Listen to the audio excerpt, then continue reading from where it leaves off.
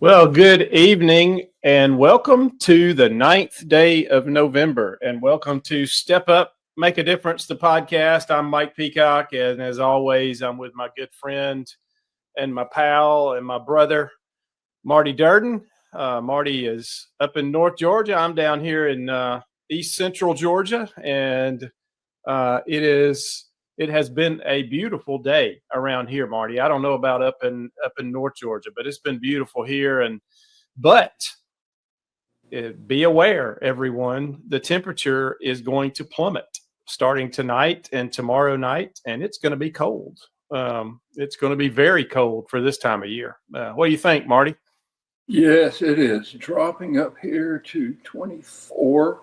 So tomorrow morning I'll have to bundle up on the way to work. But I will Absolutely. say this though, the North Georgia foothills where we live now, I'm an old South Georgia peanut field guy, and I've never seen quite such splendid colors and the beauty of these foothills. It's just unreal. It makes you feel closer to God now. And I'm not trying to say that plowing peanuts is far from God. So all you farmers and all my friends, that is definitely God's country. But this is just a new view of God's country up here.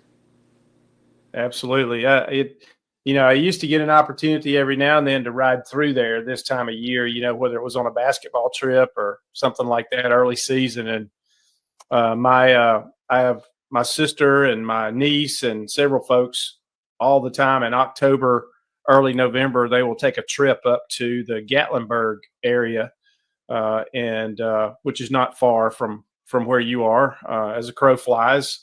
And that's what they always enjoy, is that fall foliage and those colors. And it is a tourist attraction this time of year for sure.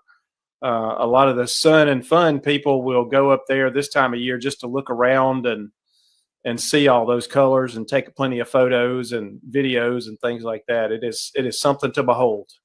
It really is. It really is. And of course, it's football season.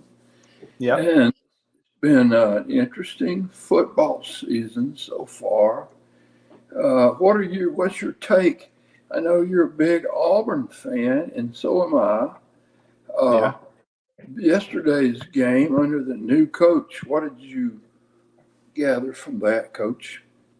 Well, Marty, it's disappointing the way it ended up, but at the same time, it was extremely encouraging, because the one thing I believe that led to the demise of Hugh Freeze, and first of all, let's talk about Hugh Freeze for just a second. Hugh Freeze is a good man.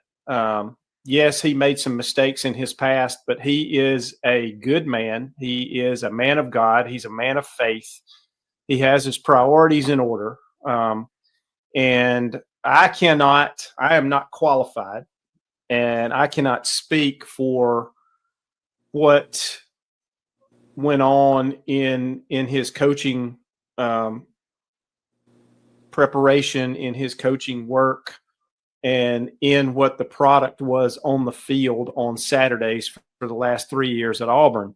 And I know the first two seasons, he was cleaning up a huge mess that was left there. And the cupboards were bare, and it was like going in and having to gut a house and start over. But you know what? He did that, and he brought in tremendous talent. And everybody was talking about this is going to be the year where they turn a corner, things start heading in the right direction. And lo and behold, it just didn't happen. And looked like there was a lot of indecision on the offensive side of the football. Of course, DJ Durden, who's now the interim head coach, was the defensive coordinator, still is the defensive coordinator. And he was doing a tremendous job with the defense. But the offense, which was supposed to be Hugh Freeze's specialty, supposed to be his baby, just looked lost at times. And it was never worse than it was against Kentucky Saturday, a week ago yesterday. I was at that game. I sat there. I sat through it. I want to say I suffered through it because it was hard to watch. It really was. It was hard to watch a team with the amount of talent, and there's no doubt. Let me state this unequivocally. There is no doubt Auburn was the most talented football field from top to bottom, football team on the field that night from top to bottom, and it was excruciating to watch them get manhandled by a team that was not nearly as good as they are. And that was the last straw. And, all the events have taken place. I wish Hugh Freeze the best. He is going to coach somewhere else. He doesn't have to. I mean, he's got plenty of money now, especially. But I believe I know him well enough to know that he's going to be back. He's going to be back in coaching, but he's going to have to refine some things. He's going to have to change some things. But, what I saw yesterday was DJ Durkin take over a team and infuse some emotion into them.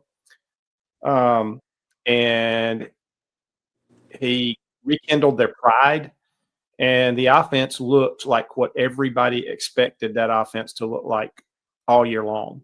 It was rejuvenated. It was fun to watch. It was hard to stop. All of those things you add in there. And interestingly, the defense that had been the stalwart of the team the entire year, not so great yesterday. But, hey, Diego Pavia and that Vanderbilt team, who is very, very good. Diego Pavia has done that to a lot of people. He's done it to Auburn 3 times now. He's done it to a lot of people. He is very good at what he does. That offense is made for him, and he runs it to a T. I agree with you about Auburn. It just seemed that there was a lot of miscommunications or confusion. And I know that Coach Freeze is a veritable genius on offense. That's not the issue. And he's a good coach and a decent man, a really good guy. But there was just something that didn't fit, If I bought a $300 pair of shoes, but they didn't fit my feet, just rub blisters. And that's the comparison I would use. He just was not a fit for some reason at Auburn. I wish him the best. And, back when I studied Shakespeare, and you probably didn't know this, back when I studied Shakespeare, when Richard III once said, "For the good that a man would do is often interred with his bones, but the bad lives on long after he is gone." And I hope that is not the case with Coach Freeze, because he's a good man. He's been a good friend to FCA. It just didn't work out, and let's just end it at that. There's no need to criticize anything any further, because he's definitely a good coach. And he'll find the right spot. Yeah, it's like I said earlier, I'm not qualified to say exactly what went wrong and what was going on, but you'll find this interesting. And I don't know if I ever mentioned this to you, Marty, but a couple of weeks ago, Auburn was playing on the road, and I got a text from Kelvin Red. We had Kelvin Red on the podcast earlier, and his emergenetics and all the stuff that he does, and he's really into the psychology and everything like that. And he and I had a discussion by text message about Hugh Freeze. And he said, "What do you think is going on?" And I told Kelvin then, I said, "Kelvin, I can't put my finger on it." I said, "There's something off kilter with what the offense is doing on the field and what they do in practice during the week. And there's some kind of disconnect in getting that, where it needs to be." And he brought up a very interesting point. And I'm going to try to remember. I don't remember if I'm getting this right or wrong as far as what he said, but he said he had known Hugh Freeze to be, I believe what he told me, a right brain thinker. Structural. And he was, instead of being a right brain coach, he was coaching left brain when he should have been playing to his strength and right brain. And it may have been opposite of that. I'm not sure.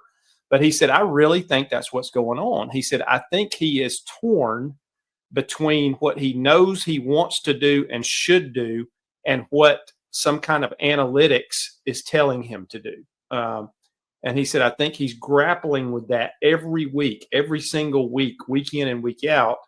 I think there's an internal battle going on. And what you're seeing on the field is the result of the tug of war between those two sides in his mind. And it makes a lot of sense. I think that he is conflicted. And, when I'm studying servant leadership, like we talk about all the time, there's so much of that is situational.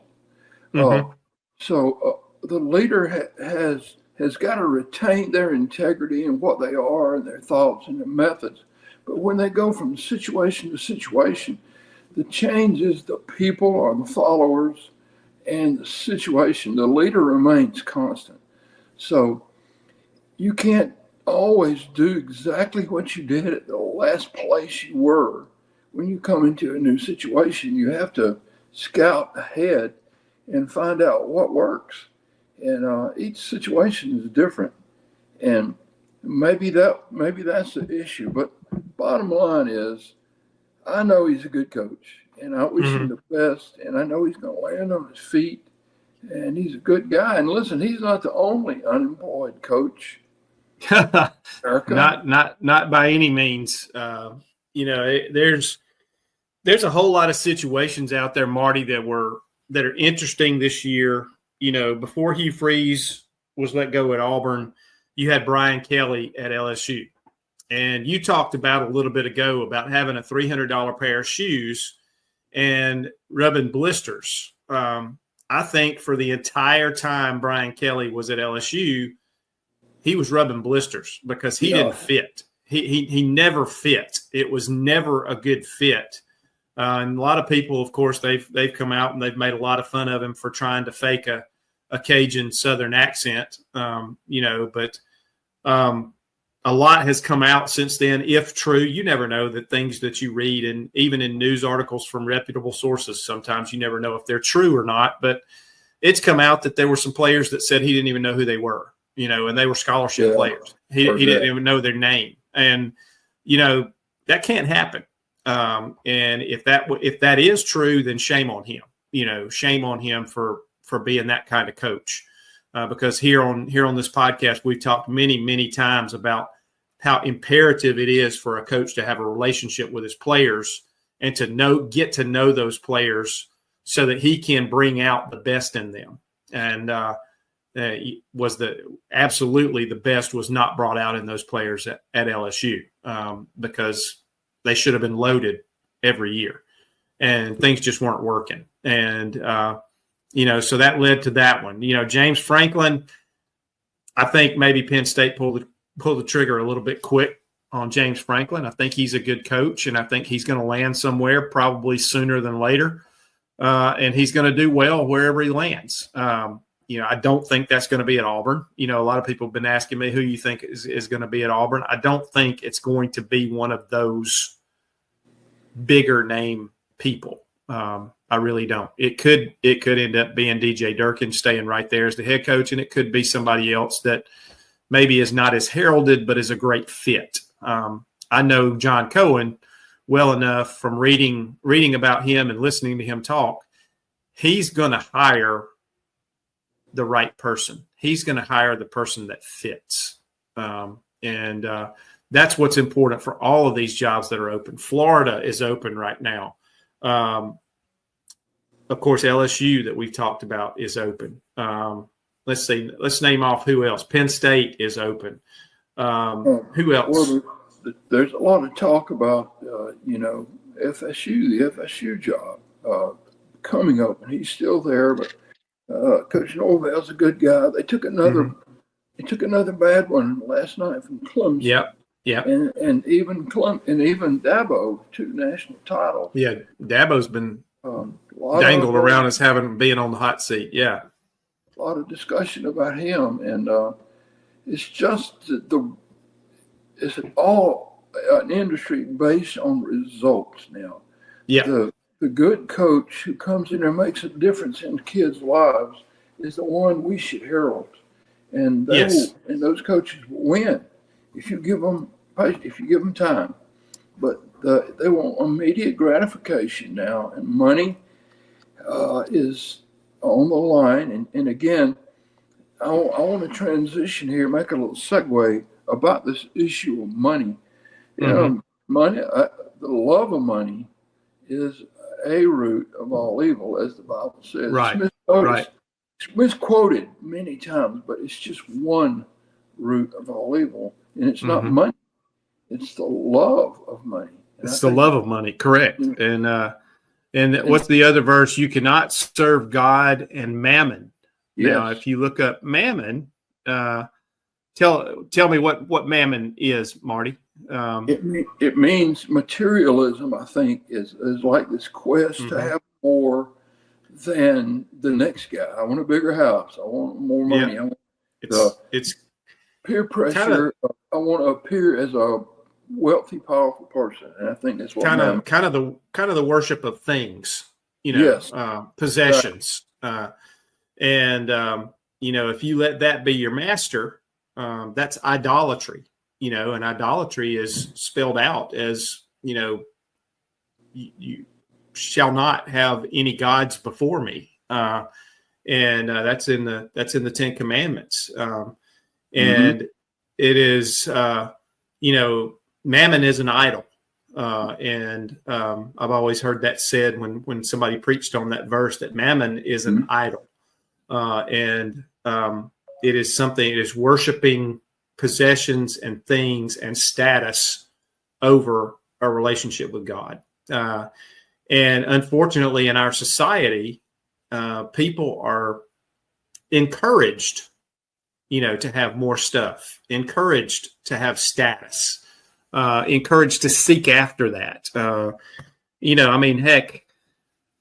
you and I have talked numerous times about social media and how social media can be a fantastic tool and a fantastic thing. And it is a wonderful thing. It's great for being able to keep up with your friends and see people and connect with people that you haven't connected with in a long time.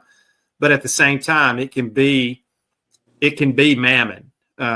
It can absolutely become mammon in that sense, because people are trying to get, they're more about clicks and popularity than they are true relationships and treating people the right way and doing the right thing. And that's, that plays right into what we're talking about with coaches now. Some coaches are, it's all about win. And this whole system now is set up to try to make everybody a winner as fast as possible. And that's where, I believe college sports, especially football, but college sports has gotten away from what college sports was meant to be there for. That's the direction I want our conversation to go in right there is, in this post-amateur age is what we got to start calling it now, post-amateurism.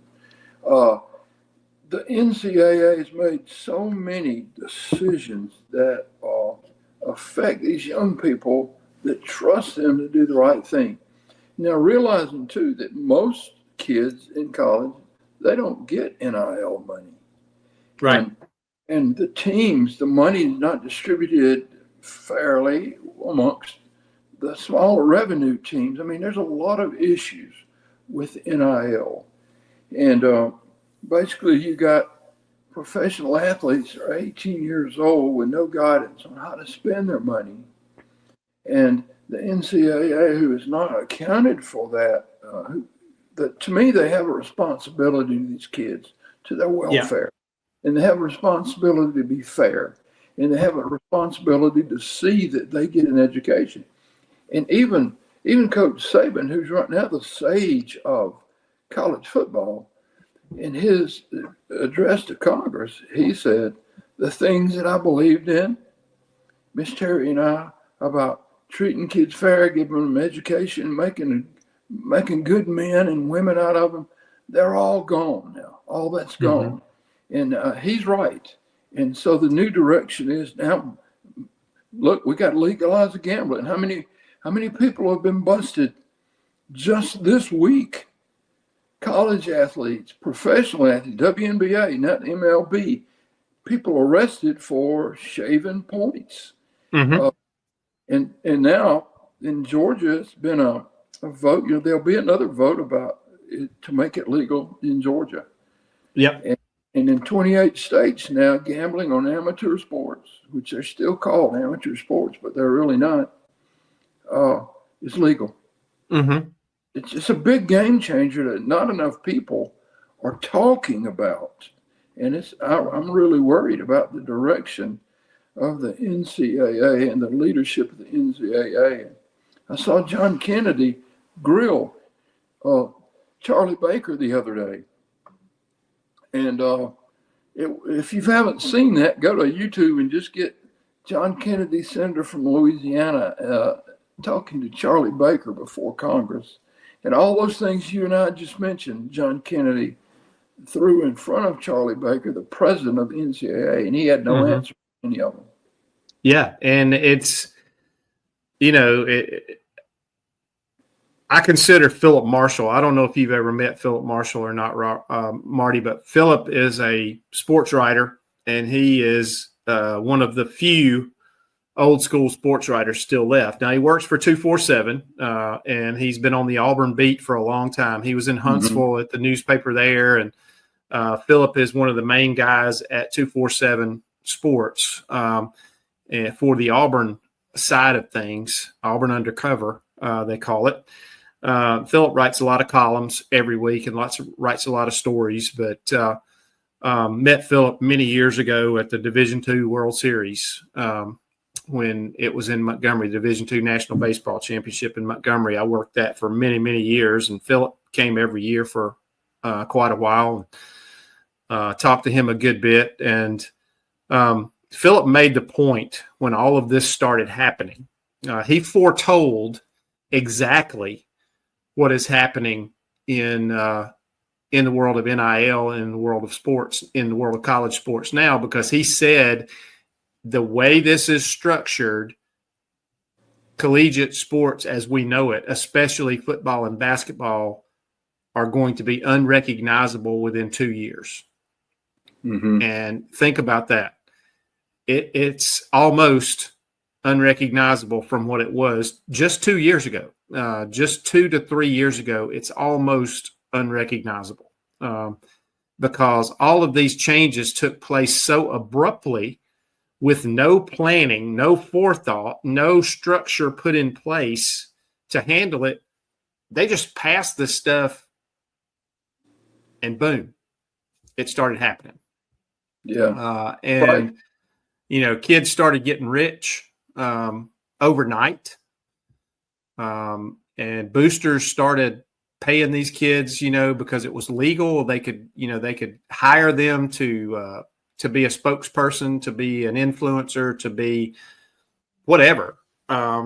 It's just gotten completely out of hand.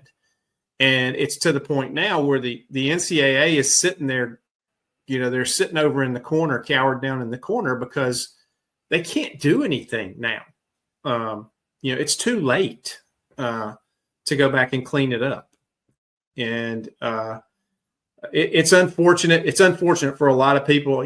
That's one reason I still love. I went to a small college. I played small college athletics. I love Division II and Division III sports. Me too. Because that level of collegiate athletics has not gotten mired in all of this other stuff. Yes, the transfer portal, yes, it is affecting Division II and Division III.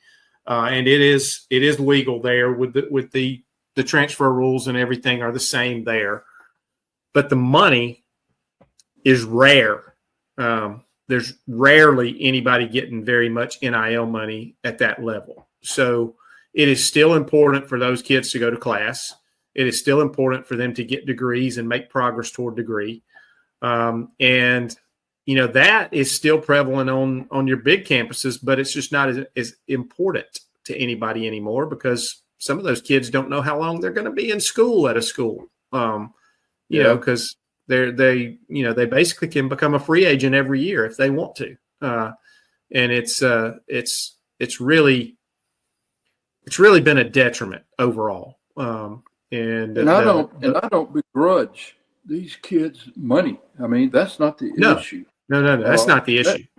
In fact, I'm for a stipend or some kind of fair structure to pay kids. But I teach online master's degree, graduate level courses for sports management athletes. And 5 years ago, for the last 15 years, I have polled my students.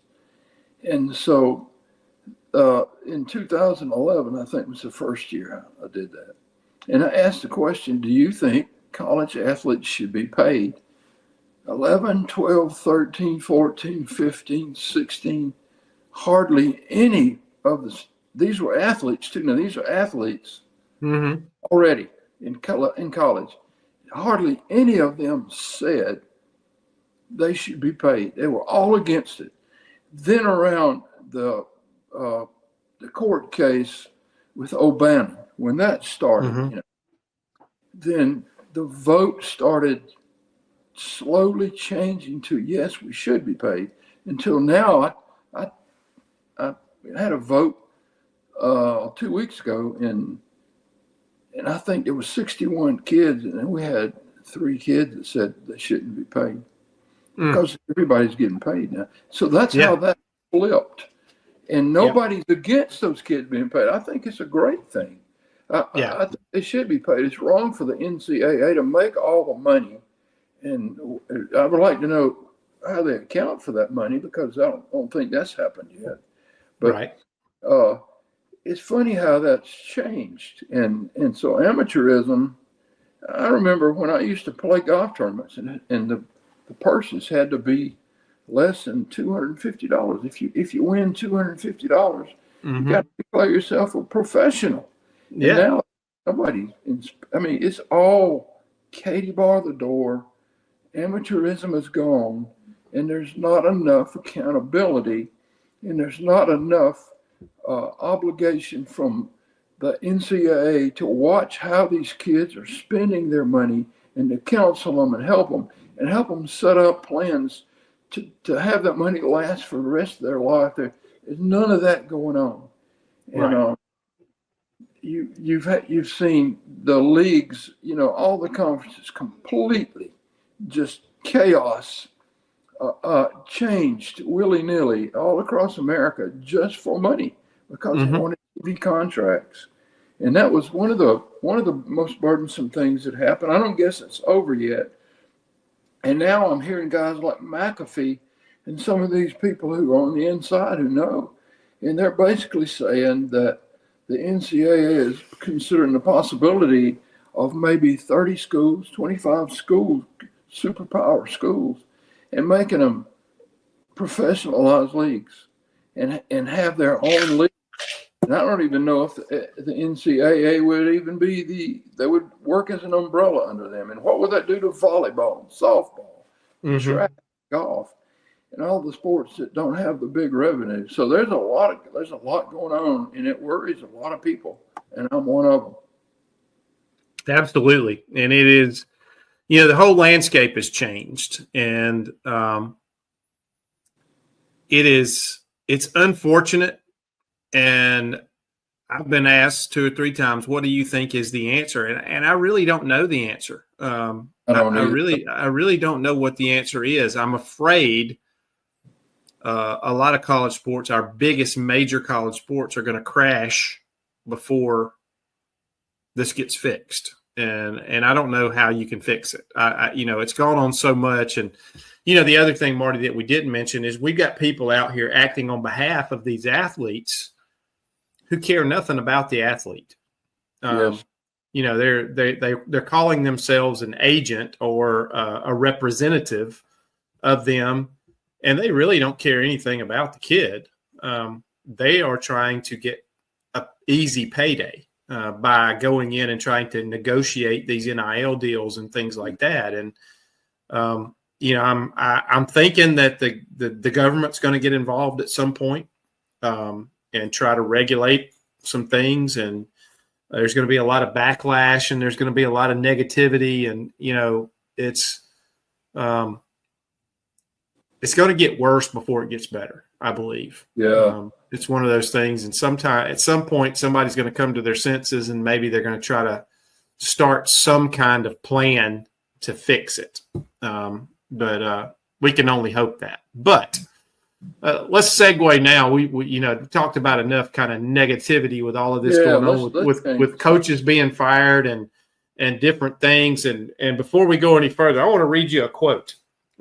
We had Chip Siegel on here a few weeks ago, and Coach Chip is tremendous, and a lot of people that are maybe listening to our podcast are subscribers of Football Talk with Coach Chip, his podcast, and also the Coach Chip educational series, where he educates a lot of coaches and does a lot of work. But yesterday, maybe last night, he posted this on his social media. It's just a one-sentence statement. I want to know what you think about this, Marty.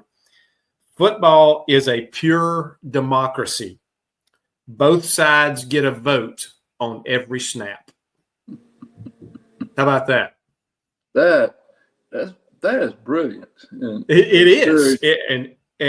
I believe he came up with that himself. And if he watches our podcast this week, he'll probably send me a message and let me know. But I believe he came up with that himself because he's as apt to do that, and he is a smart, well-read, thinking man. He's just a good old country guy that loves to coach and loves the game and loves kids. But he also loves everything to do with it. And I read that statement, and I was like, that is outstanding. That is an outstanding way to look at football. It is a democracy because you're absolutely right. You get a vote on every snap. You get to decide what you're going to do on every snap of a ball game. And I thought that was pretty good stuff from him.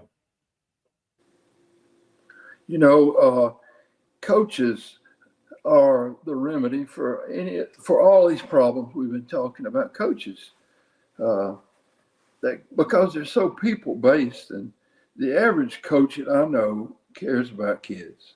They love kids. They're not in it for the money. They're in it for the kid, trying to make a difference. And that's why that's why we have Step Up right there, is because we're just urging coaches to step up and make a difference, because they do make a difference in lives. Yeah. And the remedy to what's wrong with sports is coaches. And I will say this, there's a lot of things in worse shape than the NCAA and sports in our society. So in the grand scheme of things, it's the least of our worries, but it's the thing that we're concerned with the most because we're in the middle of it, Yeah.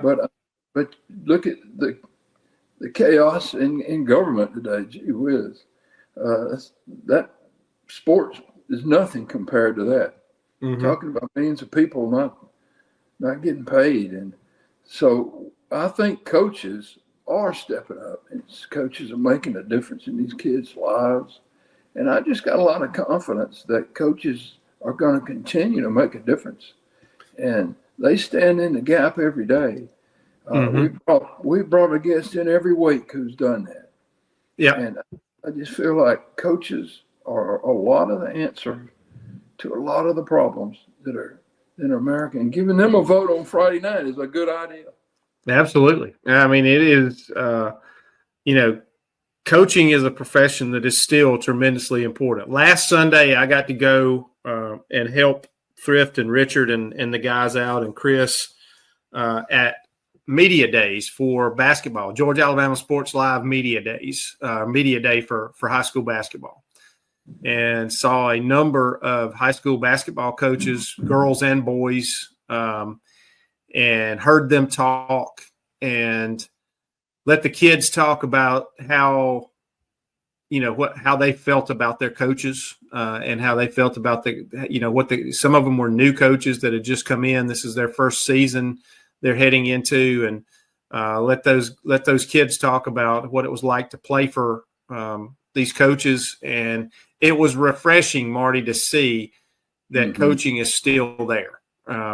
Coaching is still important. It is still influencing lives. There's still guys getting out there and doing it right. There's still guys getting out there and stepping into that.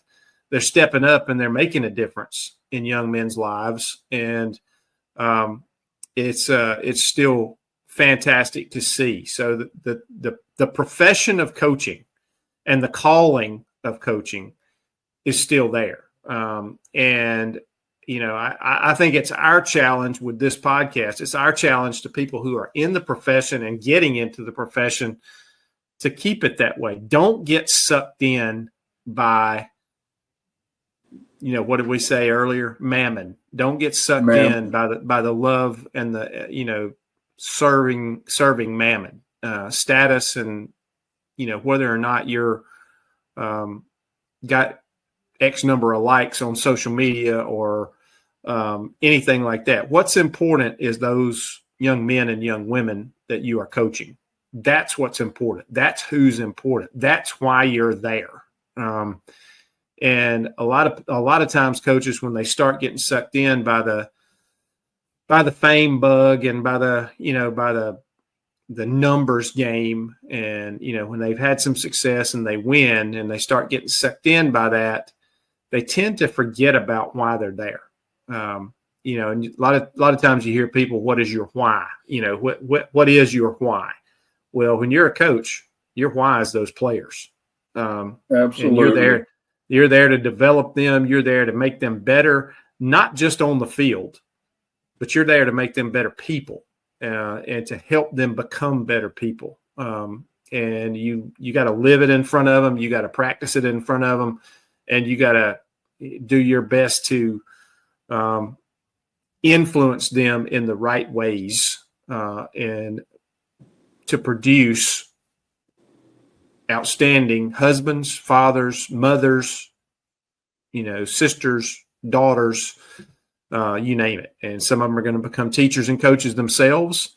Others are going to go on to do vastly different things in the world. And some of them are going to be ultra successful, and some of them are going to be marginally successful. But you know what? If you're a coach and you're doing it right, they're going to remember you the rest of their lives. And you're always going to have somebody you're going to hear from across a crowded field or a crowded room. You're going to hear, "Coach," and you're going to see somebody you hadn't seen in 30 years. And they're going to come running over, and they're going to give you a hug, and they're going to talk about some kind of memory that they had from way back when. And that's the most gratifying thing I think I get out of being in that profession for a long time is being able to reconnect with kids that I knew a long time ago, and see what they've done and how they've turned out and what they've become. It's just an honor. It's just an honor to be called coach. Just like, remember Dan Britton from FC? Oh yeah, yeah. He said, "Coach says." Coach says the two greatest words in the lexicon. Coach says. Yeah, yeah. And but we've had so many good guests. I want to tell you that the feedback I'm getting too, Mike. We had this guy named Bo Sasnett, right? He's the only non-coach we've had on our show yet, right? He had the biggest audience of anyone we've had. I've gotten more feedback from Bo's appearance. It was wonderful, and it really was. Back, what a wise leader Bo Sasnett is. Then I think of Chip Smith. Yes, sir. GOAT of all trainers, and he was on our show. He's coming back. He's coming back. Yeah.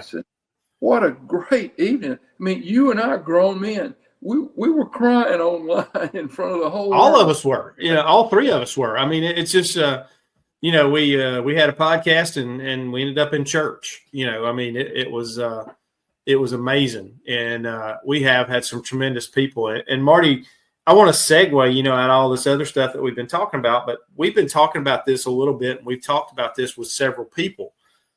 But, our Heavenly Father is working in the midst of all of this chaos that's going on. Amen. He's still working, and he's still doing things, and he's out there despite all of this stuff that's happening and all this stuff that shows up in the media and all this whirlwind of things that's going around. He's still at work. And I saw one of the most tremendous things I saw this past week. And I hope everybody read about this, but I've got a page pulled up here. Baylor University in Waco, Texas. What a story you about to share. 10 Baylor Bear football players were baptized this week, and they weren't baptized by their coach. They weren't baptized by a preacher. They were baptized by some of their teammates who are already Christians, and they accepted Christ and had a baptism right there on campus in the football facility at Baylor. And the quarterback of Baylor was the primary guy, I believe. And I'm trying to find his name. Let me go back here. Baylor QB Sawyer Robertson is his name. Very good quarterback. And he was the ringleader in this. And they had a baptism ceremony, and 10 men came to know Christ and were baptized. And this is not the first time that we've heard about something like this happening. It has happened numerous times. Last year, several of Auburn's players decided to be baptized when they were on their trip to Israel, which I thought was unbelievable. They were baptized in the Jordan River, just like in biblical times. Mm. But there's been around the country, there's been several, and then there's been huge rallies. Just this week at Auburn University, they had a Turning Point USA rally, and it was absolutely jam-packed, and God was worshiped in that the entire time. One of President Trump's sons and his wife were there.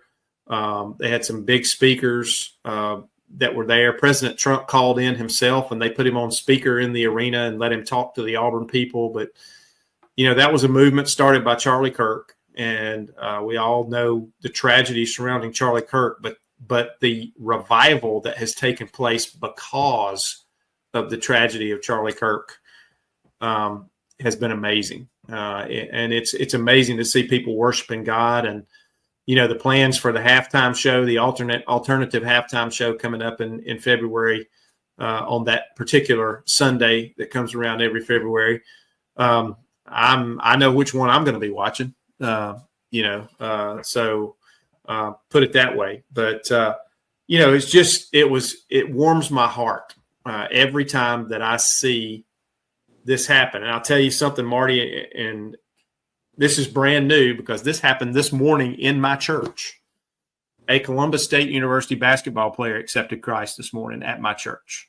That is so good. And his teammates, there's one particular young man on that team this year who is a dedicated follower of Christ. And he usually brings 2 or 3 of his guys with him to church every Sunday.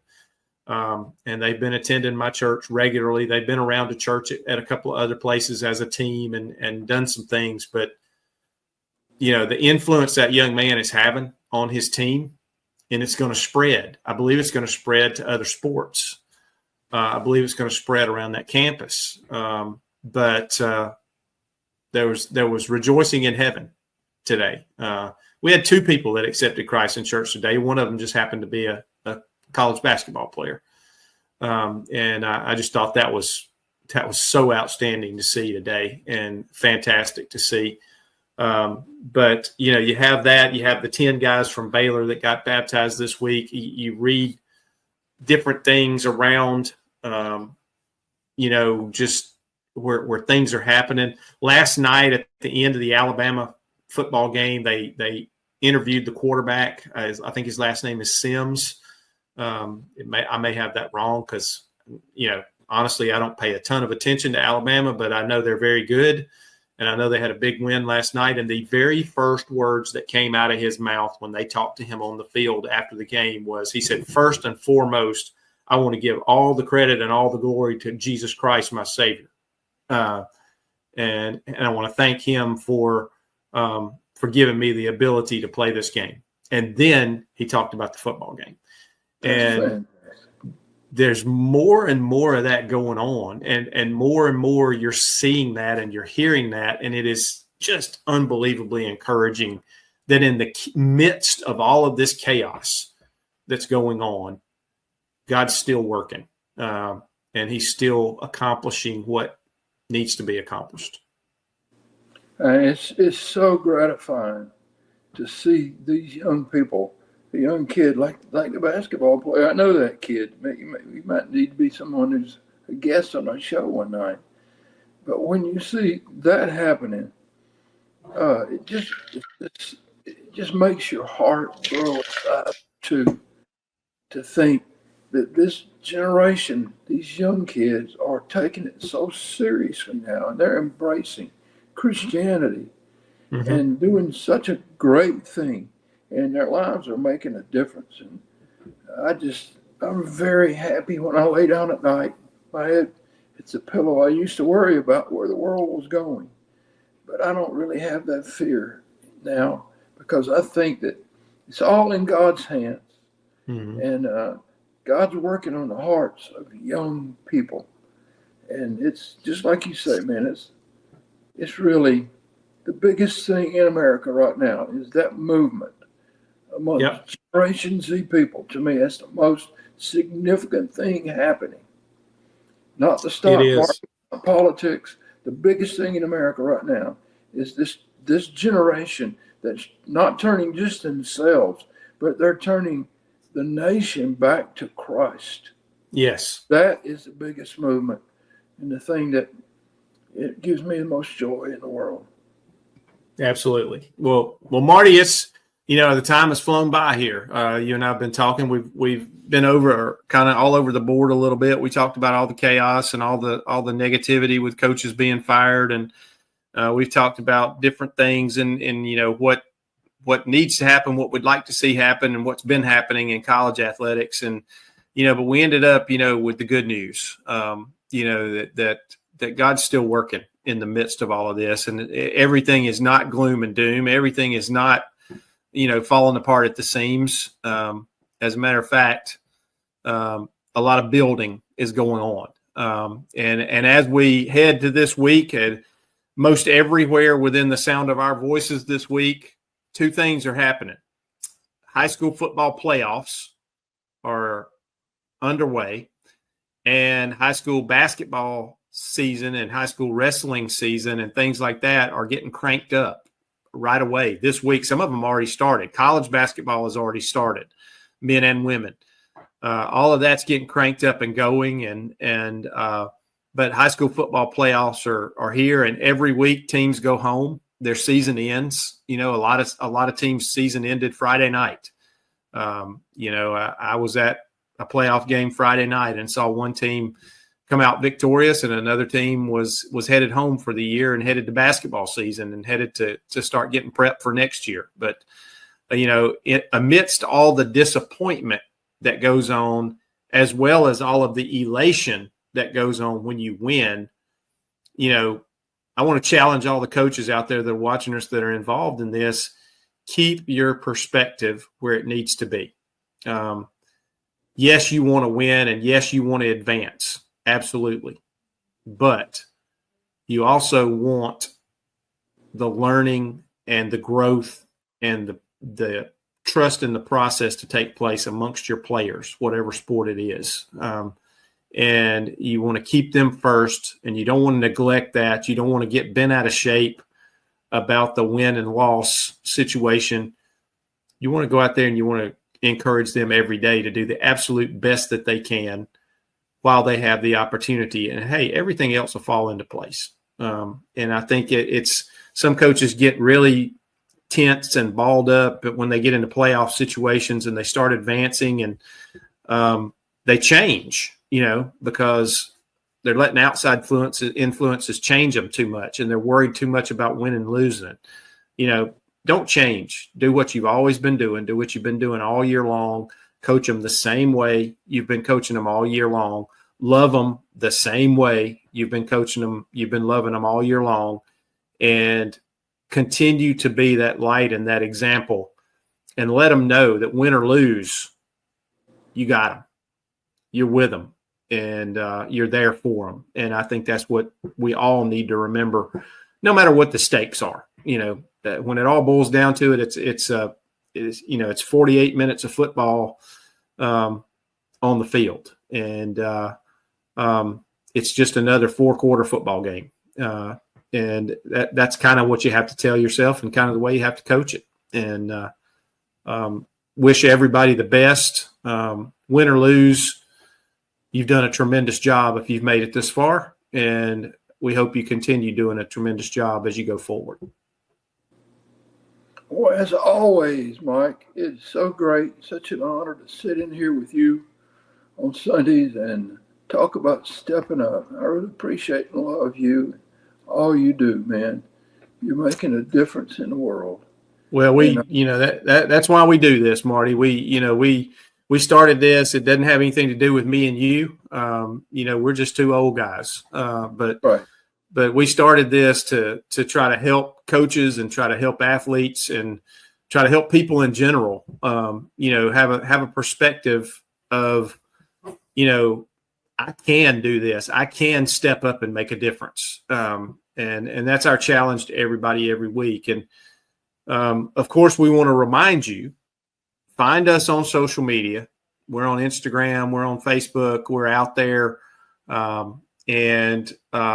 We thank again Georgia Alabama Sports Live, Thrift Behringer, Richard Holdridge, all the guys at Georgia Alabama Sports Live for giving us the platform to use to have this. But, we're out there on social media. Go in there, communicate with us. Send us messages on social media. And if you've got guests that you think would be good for us to have on our podcast, please shoot us that information. Shoot us some contact information. You can privately message us off the pages, or you can send us a message and we'll privately message you. But use those comment sections make us aware if there's a great candidate that you'd like to see us get on here. And it doesn't matter where it is in the country. We'll get in touch with them and we'll set up a time to have them on here. And we love to talk about this, and we love to talk to coaches who are doing it right and allow them to have some sort of influence on some other coaches that they maybe could use to really step up and make a difference. Well, Mike, I hope you have a good week. And for all of our guests out there, I'm going to say what Mike says every week. When you get a chance and God puts an opportunity in your path, step up, make a difference. Absolutely. Hey, Marty, have a great week, my friend. Everybody who chose to spend time with us during this podcast, have a fantastic week this week. Share this with your friends, and we will see you again 1 week from today with another episode of Step Up, Make a Difference, the podcast. Good night, everybody, and may God be with you as you go through your day.